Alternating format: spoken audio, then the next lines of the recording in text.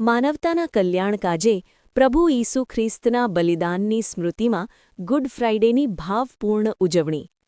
આજે સમગ્ર વિશ્વ સહિત રાજ્યભરમાં ખ્રિસ્તી સમુદાય દ્વારા ગુડ ફ્રાઇડે નિમિત્તે પ્રભુ ઈસુ ખ્રિસ્તના સર્વોચ્ચ બલિદાનને યાદ કરવામાં આવી રહ્યો છે। આ દિવસ માત્ર શોકનો જ નહીં, પરંતુ ત્યાગ, ક્ષમા અને અખૂટ પ્રેમનું પ્રતીક માનવામાં આવે છે।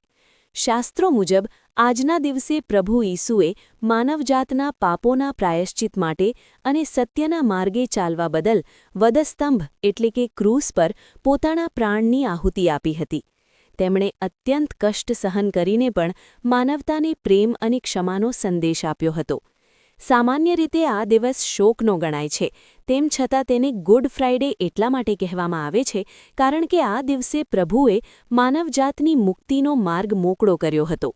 ઈસુના આ બલિદાનમાં સમગ્ર વિશ્વ માટે કલ્યાણ અને અનંત પ્રેમની ભાવના છુપાયેલી છે, જે અંતે ઈસ્ટર સન્ડેના વિજય તરફ દોરી જાય છે।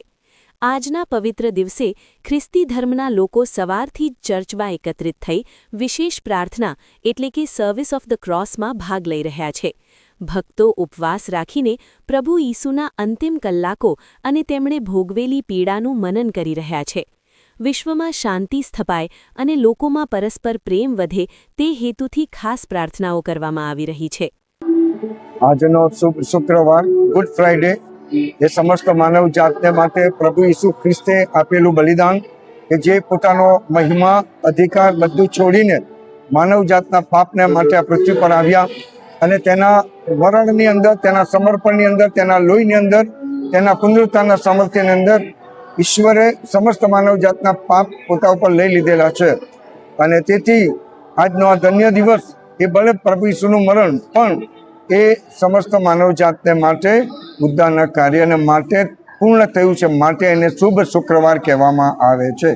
આજના દિવસનો આશીર્વાદ ઈશ્વર સમસ્ત માનવ જાતને આપે એ જ મારી શુભેચ્છાની પ્રાર્થના છે। આમેન।